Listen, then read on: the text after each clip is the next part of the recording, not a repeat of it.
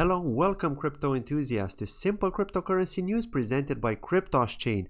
In this news video we'll be looking at Satoshi Nakamoto, who's the creator of Bitcoin, and will his identity be revealed by John McAfee in the latest news.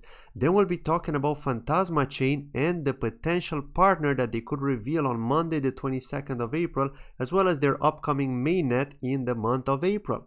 Then we'll be looking at some news from Elastos and the next step in their development phase. Then we'll be talking about the Ontology ecosystem, and finally we'll close it off with news from the NEO ecosystem as always. Now if you're new to my channel, on this channel I do simple cryptocurrency news, reviews, demos and videocasts. So when I say simple, they're all explained in a very simple way. So make sure to subscribe and hit that notification bell to be kept up to date with everything I post. Let's get right in right after the intro.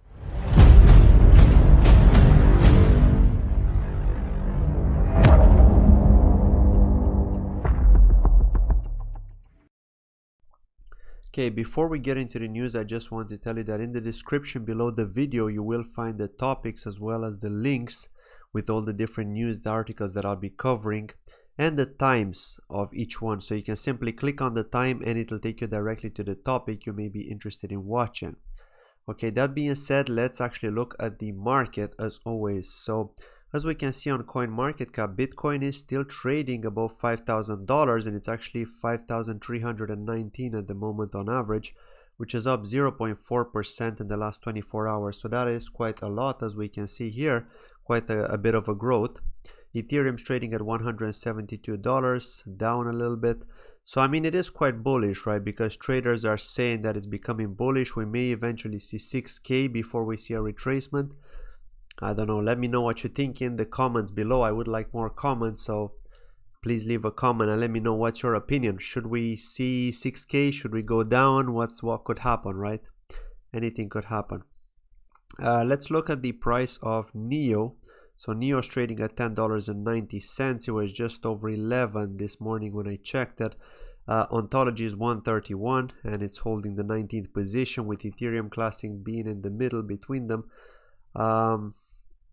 Nothing more here, but let's have a look at the biggest gainers, and that's Monacoin and Basic Attention Token. Okay, so Basic Attention Token I'm not surprised about, because I know that they have a working product, and any projects with working products are going up, right? They're going up a lot. So I haven't actually done a review on Basic Attention Token. It will be one of those review videos that I'll be doing as part of the top 100 projects that I'll be trying to cover, or some of the top 100 which I'm interested in, and Basic Attention Token is one of them. So I will be doing a review video. Make sure to subscribe to my channel and enable notifications to be aware when I actually upload this kind of videos. And the biggest losers are Aurora and surprisingly Cardano. Okay, Cardano is also again another good project that I want to be reviewing. On my channel it's down -4%, which is not a lot when you're talking about cryptocurrencies, but it is been down, you know, and I was expecting it to go up, to be honest, because other projects which are not like Cardano have gone up. So yeah, but this is how the crypto market is, you know, there are various different reasons, and actually we didn't even have a reason, but prices just went down. So that's that about the crypto markets. Let's talk about the news. So Satoshi Nakamoto. Who is Satoshi Nakamoto? John McAfee claims to know and provides 15 clues to narrow the search down. Okay, this was posted on the 19th actually. I'm a bit late to the party when it comes to covering these specific news. There are other YouTubers that covered them before me, but I just wanted to cover them myself as well because I find this quite interesting and I want to give my thought on this. So Satoshi Nakamoto, who people know that he's the creator of Bitcoin. We don't know if it's a he or a she or a group of people, right? It could be anything like that. The identity has perhaps been the best kept secret of the whole cryptoverse since the creation of Bitcoin. The anonymous character chose anonymity as a way to protect himself and his creation. From the moment he decided to move on to other things, the community was in charge of the project. However, in the absence of a central figure, there have been certain conflicts and speculations, not only as to which direction the project should best take, but who Satoshi Nakamoto is or was. So we know that in the world of cryptocurrency, Craig Wright, who's in charge of the Bitcoin SV, together with Calvin Ayre, he's been claiming to be Satoshi Nakamoto. Okay, normally I don't like to talk about these speculations on my channel and things like that, but in this case, yeah, I mean, we can see here that he's been the one that claims to be Satoshi Nakamoto, and everyone is going against it. Nobody believes him. And to be honest, the best proof that he could give, if he really says that he is who he says he is simply make a transfer from the Genesis wallet, right? The Genesis wallet is the very first Bitcoin wallet. If you are Satoshi Nakamoto, all you have to do is make a simple transfer, and that's it. You can prove it. You can do it live. Okay, this is the way I see it, right? What's the point of hiding that? If you've got access to the private keys, that's it.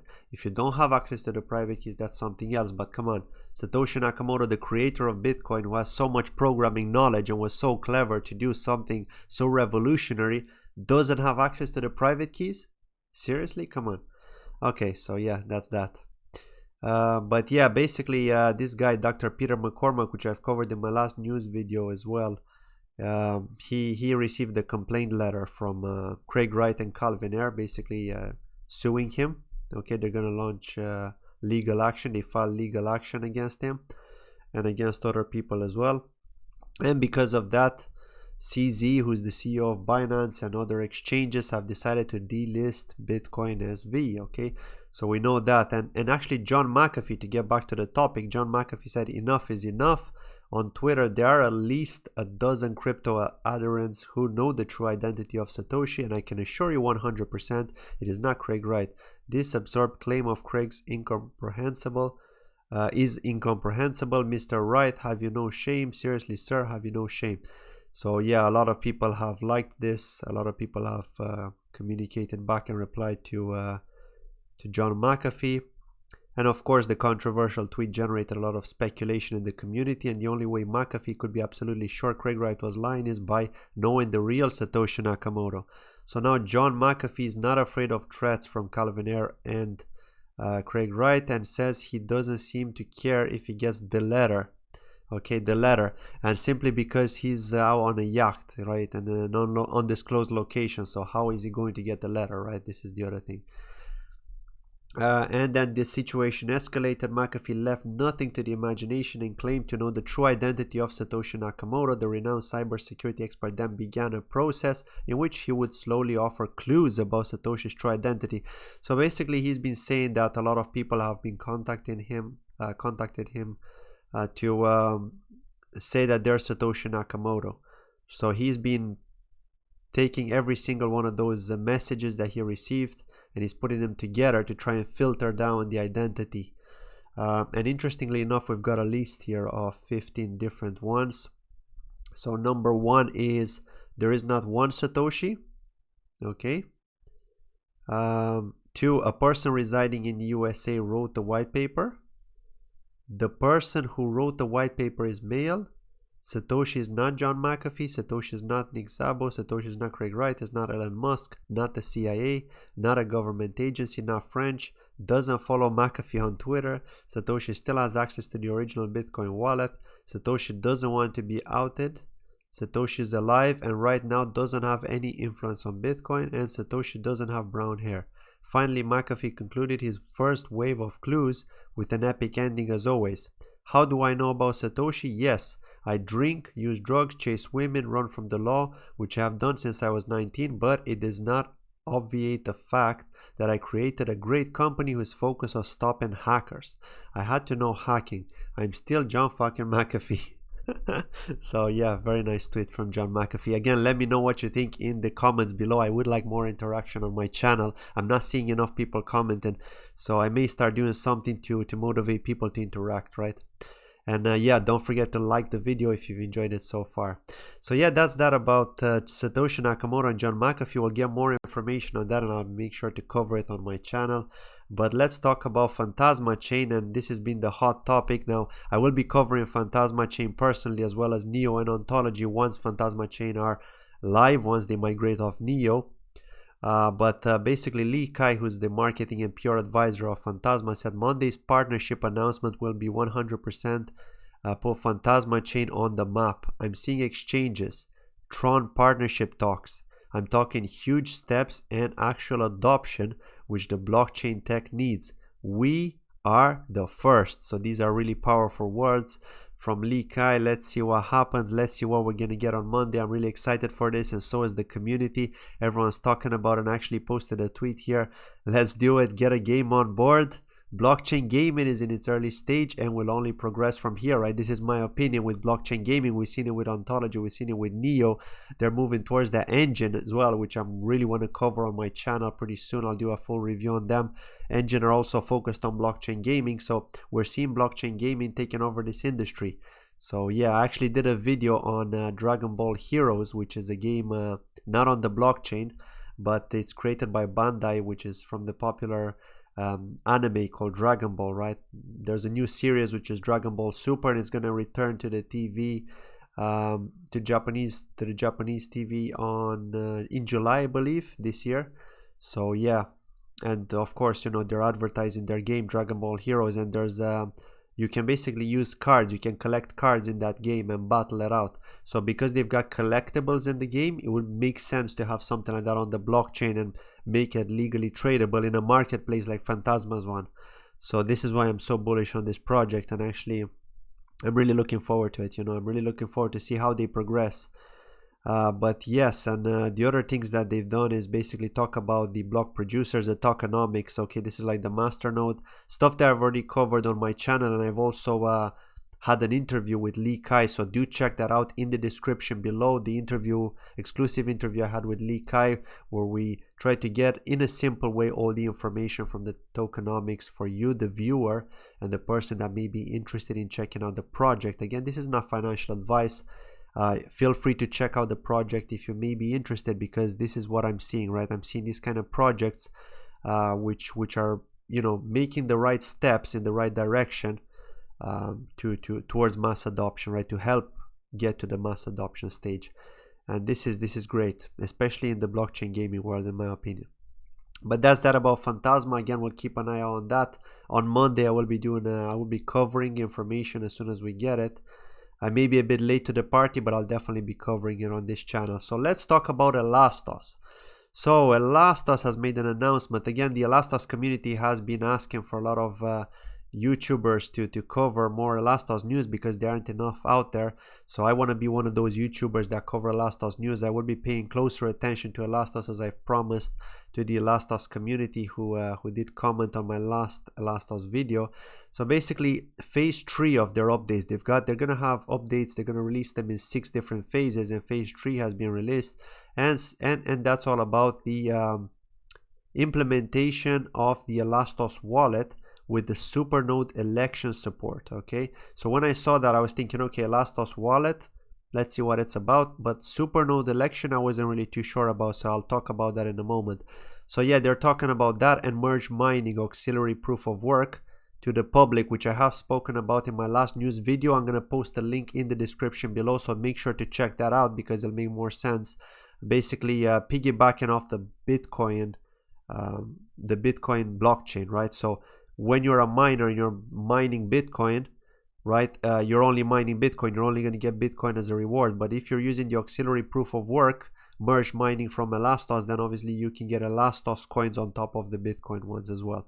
So it's something extra, and the compute, in terms of computing power, it's exactly the same. You're not going to use more.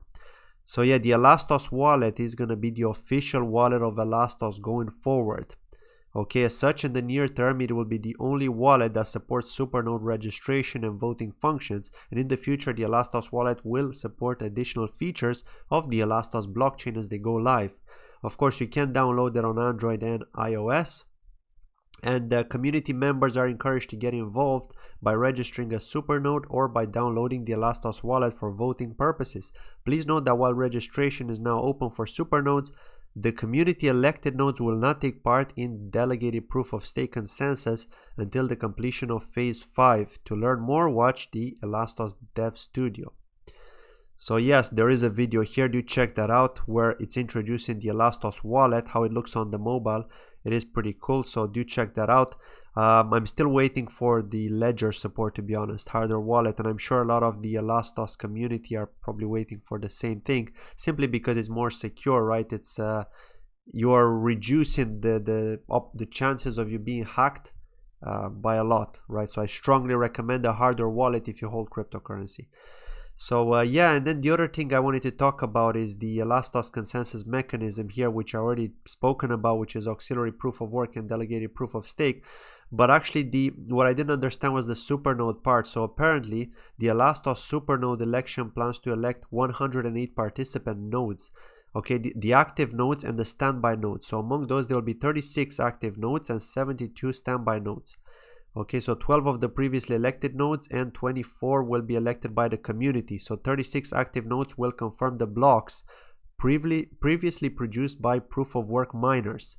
When any of the active nodes go offline or are inactive, standby nodes will substitute in as active nodes according to the dynamic number of votes cast during that round. So this is explained really well here, because now you get a better picture of how it'll actually work with the proof of work miners, and then the nodes actually verifying, okay, or validating those transactions. This is the extra security that I was telling you about in that last video.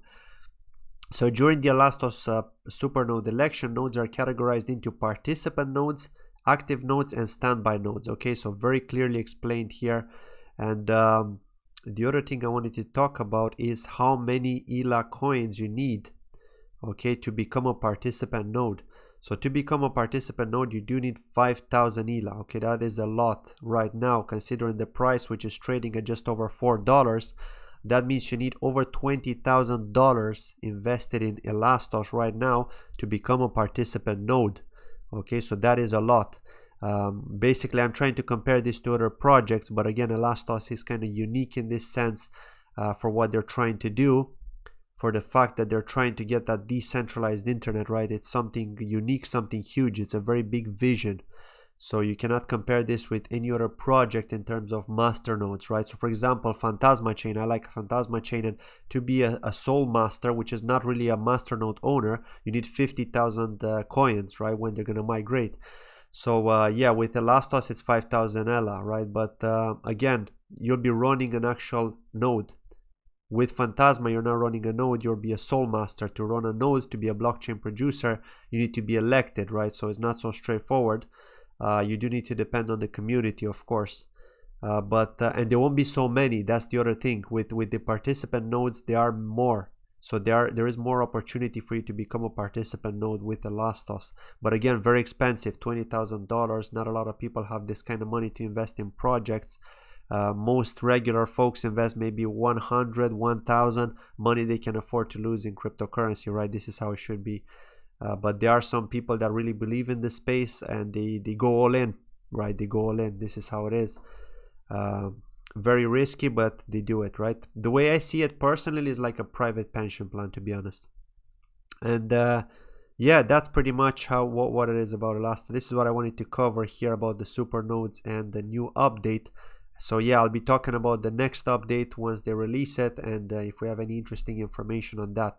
But let's move on here and talk about Ontology. So Ontology posted on Twitter that they're ready for all businesses, and then they posted a nice little diagram here, what makes Ontology different from other public blockchain projects. So you've got the application ecosystem, the dApps, you've got the developer support and the different names, software development toolkit, the programming languages supported, the OntID, and 3 is the blockchain. So this is a really nice diagram here. Do check it out on their Twitter page. But to move on to the next thing here, which I want to cover, I actually want to talk about a specific comment from somebody in this Twitter post, which I find interesting. So Ontology are saying, what do you want to see on the official Ontology website? Let us know on Reddit. So if you go to the Reddit page here, you can give them your opinion on what you'd like to see. But one guy commented something really interesting. So it's good that you invested huge to encourage developers, but how they learn and from where? Unorganized tutorials are not efficient. Please support 10+ tutorials blogger to make tutorial series both in video and text, Java, C#, Python, Kotlin also, and I'm also interested. So this is a very interesting one here. And also I'm blogging programming tutorials 10+ years. I wrote blah, blah. So, okay, he may be advertising himself, okay, CF Suman, but at the end of the day, he's right? It's not so straightforward to find information, tutorials on how to actually start developing. If you're a developer and you want to start developing a dApp on Ontology, apparently it's not so straightforward, right? They do have some information there. You will get some help on Discord, but it's not so straightforward. You need tutorials, right? So this guy maybe has a good plan.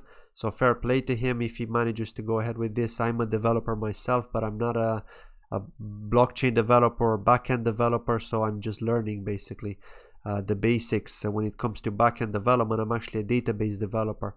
So unfortunately, I won't be able to help from this point of view with tutorials, or would have loved to create a tutorial on how to develop on Ontology, simply because I believe in Ontology, I believe in Phantasma. So these projects are one of my favorite projects, Ontology being one of them, of course. So yeah, it is what it is. Hopefully somebody will come forward and will create some tutorials, right? Maybe some guy like Ivan on Tech, for example. I don't know, maybe in his academy he does a lot of blockchain development tutorials, but on Ethereum. So that's that about Ontology. We'll see what more news we're going to get from them in the upcoming future. But let's move on and talk about the NEO ecosystem. And we finally got something from NEO Name Service. It's been some time.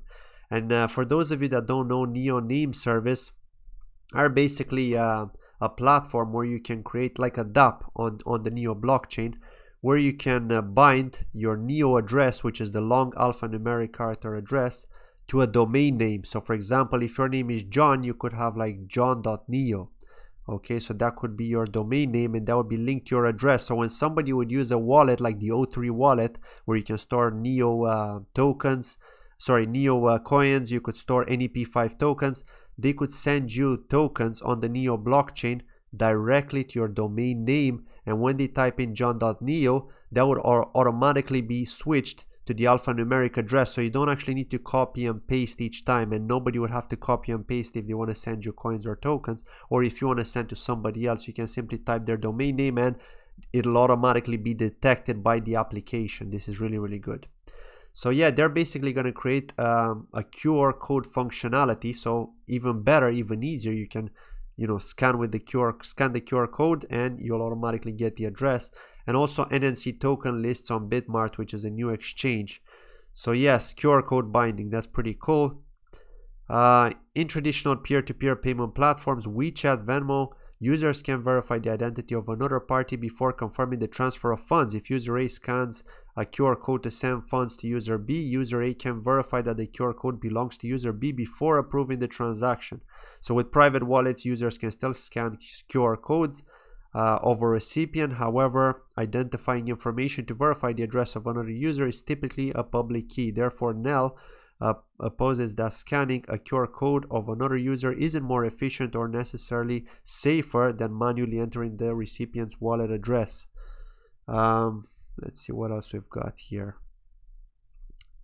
So yeah, users can bind their NNS domains to QR codes through the NEL web wallet. Okay, so I've done many demos on the NEL web wallet. Do check that out. Again, if you go through the playlists and the demo section on my channel, you can find many different videos, demos that I've done on NEO Name Service and on other platforms, other wallets, for example, including Ontology. If you check out node staking from Ontology, I've also done that on my channel.